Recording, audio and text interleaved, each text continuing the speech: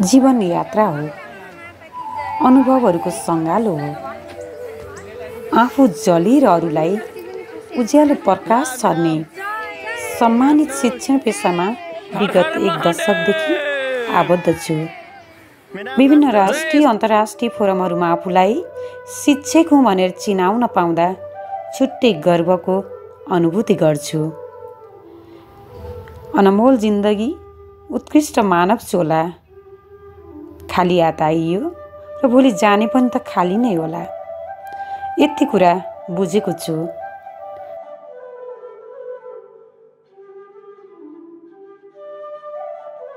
बडो माया ममता गरेर हुर्काएका आफ्ना सन्तानहरूलाई विश्वास गरेर अभिभावकज्यूहरूले हाम्रो काखमा ल्याएर सुम्पिदिनु भएको छ र तिनै विद्यार्थी भाइ बहिनीहरूको मुहारमा अलिकति भए पनि मुस्कान छर्न सकु भन्ने सोचले अगाडि बढेको छु। तर आजको यो यात्रा भने अलिकति फरक छ, जिम्मेवारी फरक छ, उत्साह अनि अपेक्षा पनि फरक छ। हो, आज म मेन्टरिङ कार्यक्रम अन्तर्गत लमही नगरपालिका वडा नम्बर 9 स्थित प्राविभूषणपुरमा आइपुगेको छु। यहाँ मैले मेन्टी शिक्षक ज्ञानु चौधरी सरलाई भेट्नेछु र उहाँको क्लास अवलोकन गर्नेछु।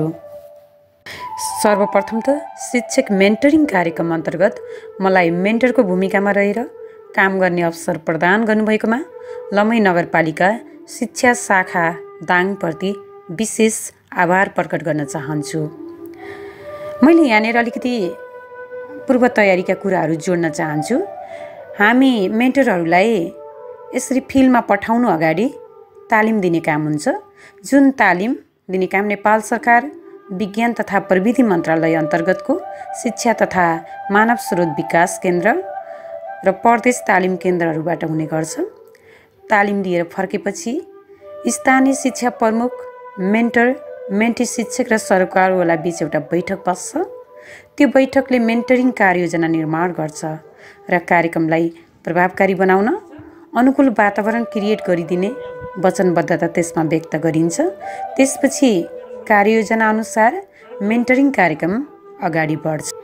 पेसागत सहकार्य साझेदारी गराई कक्षा कोठाको सिकाइमा सुधार ल्याउने उद्देश्यले मेन्टरिङ कार्यक्रमको अवधारणा अगाडि आएको हो र यो कार्यक्रम अहिले नेपालका 7वटै प्रदेशमा चलिरहेको छ।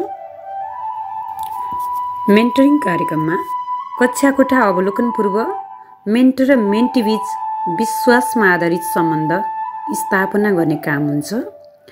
सो मेन्टीले आफूलाई मेन्टरबाट केही काम गर्न बाध्य पारिएको फिल चाहिँ नगरोस्, वा मेन्टीलाई आफ्नो क्लास निगरानी भइराखेको छ भन्ने त्यो महसुस हुन नपाओस्।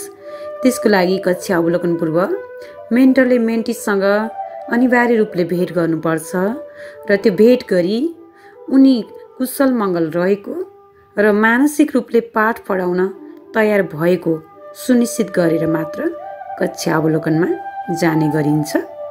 कक्षा अवलोकन सत्रमा मेन्टर कक्षाको पछाडि गएर बस्ने र क्लासरुम अब्जर्भेसन टुल्सको प्रयोग गरी कक्षा अवलोकन गर्ने काम हुन्छ, जसमा विद्यार्थी सहभागिता कस्तो छ, स्टुडेन्टहरू कतिको एक्टिभ भएर सिकाइ कार्यमा सहभागी भएका छन् त्यो हेरिन्छ।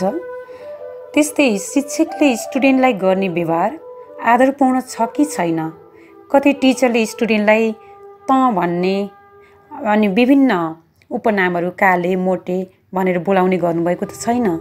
उहाँले तपाईँ, हजुर जस्ता उच्च आदरार्थी शब्द प्रयोग गरेर बोलाउनु भएको छ कि छैन, नाम तोकेर बोलाउनुहुन्छ कि नै, प्लिज जस्ता शब्दहरू प्रयोग गर्नुहुन्छ कि नै, त्यो पक्षहरू हेरिन्छ।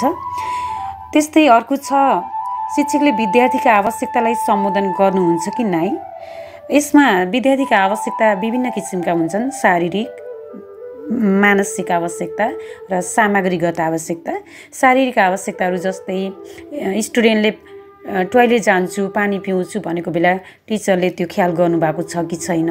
कुनै स्टुडेन्टले लेखिराखेको हुनसक्छ, उसको हाइट नपुगेर बोर्डहरू नदेखिराखेको हुनसक्छ, ती कुराहरू टिचरले ख्याल गर्नुभएको छ कि छैन। त्यस्तै कुनै स्टुडेन्ट भावनात्मक रूपमा दुखी हुनसक्छ, ऊ बेन्चमा सुतेको हुनसक्छ, झोक्राएर टोलाएर बसेको हुनसक्छ, त्यस्ता पक्षहरूको टिचरले सम्बोधन गर्नुहुन्छ कि नै।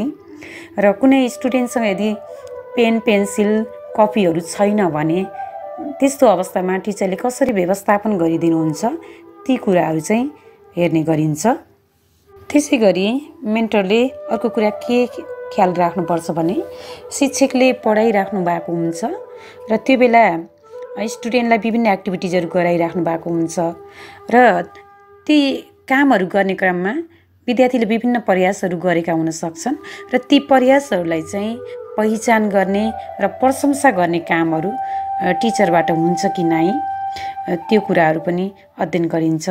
साथै शिक्षकले जुन पाठ पढाउने हो त्यो पाठसँग सम्बन्धित शैक्षिक सामग्रीहरूको प्रयोग गर्नुभएको छ कि छैन। यदि गर्नुभएको छ भने ती शैक्षिक सामग्रीको प्रयोग प्रभावकारी देखियो कि नै, यस्ता पक्षहरूको पनि अध्ययन गरिन्छ। अर्कोतर्फ कक्षा कोठाको भौतिक व्यवस्थापन पनि हेरिन्छ।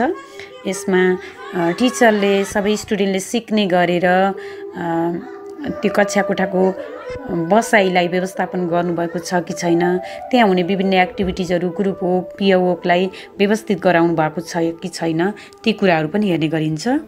त्यस्तै सर म्यामहरूले कुन विधि प्रयोग गरेर स्टुडेन्टलाई पढाइरहनु भएको छ, त्यो विधि विद्यार्थी केन्द्रित छ कि छैन भनेर पनि हेर्ने गरिन्छ।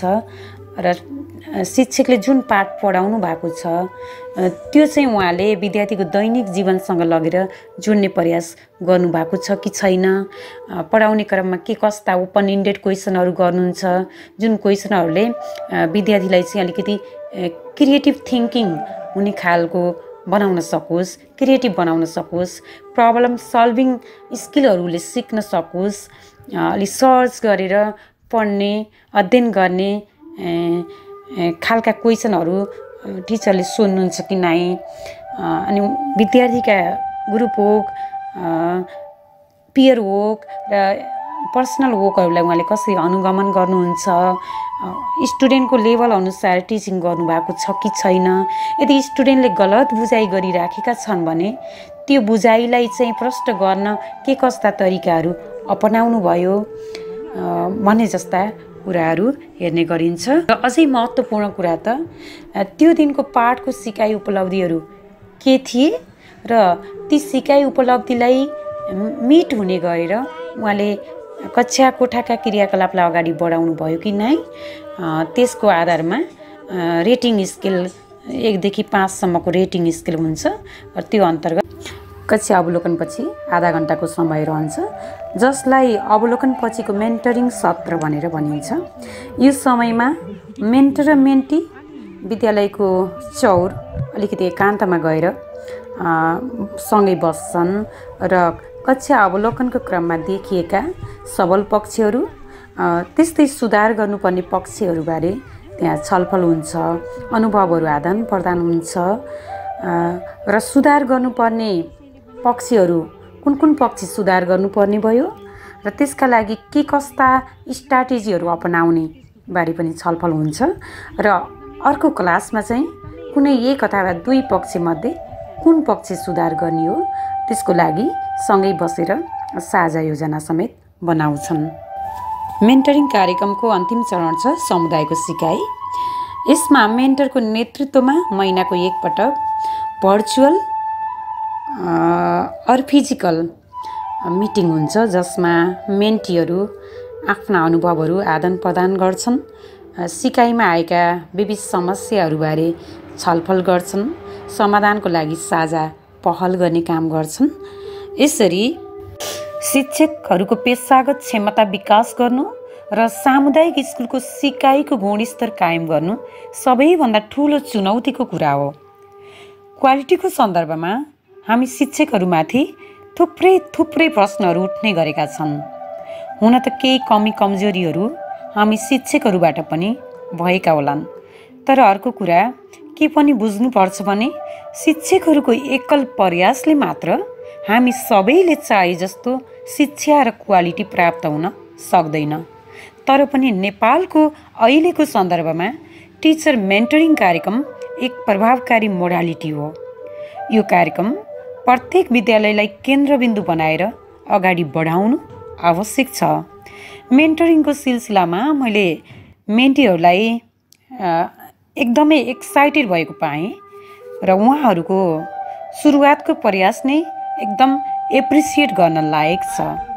कार्यक्रमको अन्त्यसम्म उहाँहरूले आफूलाई धेरै फरक रूपमा पाउनुहुनेछ यो विश्वास मलाई छ। यसबाट कक्षा कोठाको सिकाइमा उल्लेखनीय सुधार आउनेछ र विद्यालयमा पनि एउटा सिकाइ संस्कृतिको निर्माण हुनेछ भन्ने अपेक्षा रहेको छ। धन्यवाद।